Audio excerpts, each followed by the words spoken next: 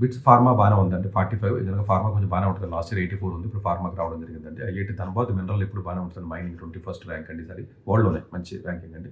Of course మెడికల్‌లో AIIMS ఎప్పుడు కూడా top 100కి మనకి ఫెయిర్ అవుట్ అవ్వలేదు. ఈసారి 105 దాకా వచ్చింది. Probably we hope that we will get in top 100లోకి వస్తాయని అనుకోవచ్చు. మేనేజ్మెంట్ స్కూల్స్‌కి వచ్చేసరికి ఐఐఎం అహ్మదాబాద్ ఆల్మోస్ట్ 21కి వచ్చిందండి. ఐఐఎం కలకత్తా వచ్చేసరికి 47 వచ్చింది. సో ఇవన్నీ మంచియేనండి. ఇవన్నీ డెఫినిట్‌గా. అన్‌ఫార్చునేట్‌గానండి ఈ యొక్క ఎన్ఐఎఫ్ఆర్ ర్యాంకింగ్‌లో ఉన్నటువంటి మ్యానిపులేషన్స్ ఏ విధంగా జరుగుతాయనేది చాలా సందర్భాల్లో చెప్పాను. ఇప్పటికే నేను ఓపెన్‌గా చెప్తున్నాను. నాకు కాల్స్ లేకపోతే లెటర్‌లు, కేసులు ఇవన్నీ అవుతున్నాయి. బట్ అయినా పబ్లిక్ అర్థం అవ్వాలి కాబట్టి ఆ భాషలో చెప్పడానికి ప్రయత్నం చేస్తున్నానండి నేను. బట్ అర్థం చేసుకుంటారని అనుకుంటున్నాను నేను. ఇది ఆల్మోస్ట్ కేఎల్‌యూలో కూడా ఇంతకుముందు ఇష్యూ అయ్యింది. మీకు మ్యానిపులేషన్ చేశారు. కేసులు అయినాయి. తర్వాత జైల్లో పెట్టారు. తర్వాత న్యాక్ అక్రిడిటేషన్‌కి సంబంధించి ఎట్లా మ్యానిపులేట్ చేస్తారనేది చాలా సందర్భాల్లో నేను చెప్పాను. అది అఫ్‌కోర్స్ ఇష్యూ అవ్వకముందు కూడా చెప్పాను ఇలా చేస్తారనేది. ఎందుకంటేనండి క్యూఎస్ వరల్డ్ ర్యాంకింగ్‌లో వీళ్ళ ట్రస్ట్ మీద డాక్యుమెంట్స్ మాత్రమే చూస్తారని ఏమి ఉండదండి. స్టూడెంట్స్ సాటిస్ఫాక్షన్‌కి ఏం చేస్తున్నారంటే వీళ్ళందరూ మరీ ఘోరంగాను. స్టూడెంట్స్ అందరూ మొబైల్స్ తీసుకొని ఓపెన్ చేసి వీళ్ళ చేత టీచర్స్‌కి చెప్పి కొట్టించుకోవడం. లేకపోతే fake app mail IDs create చేసి దానికి పెట్టించుకోవడం. స్టూడెంట్ సాటిస్ఫాక్షన్‌కి సంబంధించినటువంటిది పెట్టించుకోవడం. ఎంప్లాయర్స్ చిన్న ఎంప్లాయర్స్ ఉంటారు కదండీ. కంపెనీస్ ఉంటాయి కదా. ఎంప్లాయర్ రెప్యుటేషన్‌లో టాప్ రెప్యుటేషన్ కింద ఐఐఎస్‌సి బెంగుళూరు కంటే, ఐఐటీ కాన్పూర్ కంటే ఎంప్లాయర్ రెప్యుటేషన్‌లో మంచి రావడం.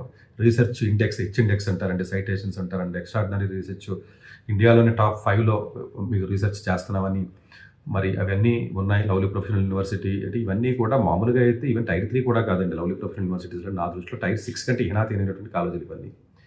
ఇవి వరల్డ్ ర్యాంకింగ్, క్యూఎస్ ర్యాంకింగ్‌ని కూడా మ్యానిపులేట్ చేసే పరిస్థితికి వచ్చినాయి అనుకుంటే నేను ఇలాంటి కాలేజీలు ఎక్కువగా రావడం వల్ల, ఇండియాలో ఉన్న కాలేజీలు చాలా కాలేజీలు రావడం వల్ల బ్రౌన్ యూనివర్సిటీ డార్ట్మౌత్ అంటారండి. అంటే ఐవీ లీగ్స్ అండి.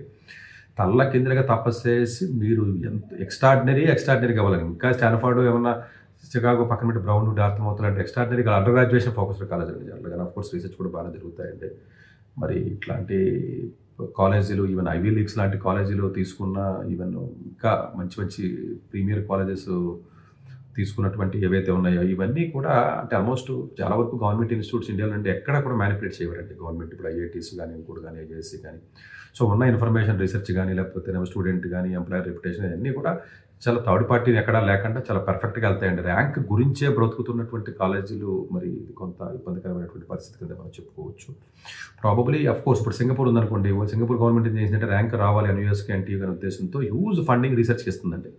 యాక్చువల్‌గా అంటే అండర్ గ్రాడ్యుయేషన్ ఎడ్యుకేషన్ పక్కన పెట్టండి. అది it's different kind of education. Huge funding ఇస్తుందండి. ఇచ్చి రీసెర్చ్ చేయమంటుంది. ఓన్లీ రీసెర్చ్‌కి, పీహెచ్‌డీకి స్టూడెంట్స్‌ని తీసుకుని హై క్వాలిటీ రీసెర్చ్ చేస్తున్నారు. సో వాళ్ళు only to get the top ranks రావాలని గవర్నమెంట్ రావాలని డిసైడ్ చేసింది కాబట్టి ఆ పర్స్పెక్టివ్‌లో వెళ్తుంది.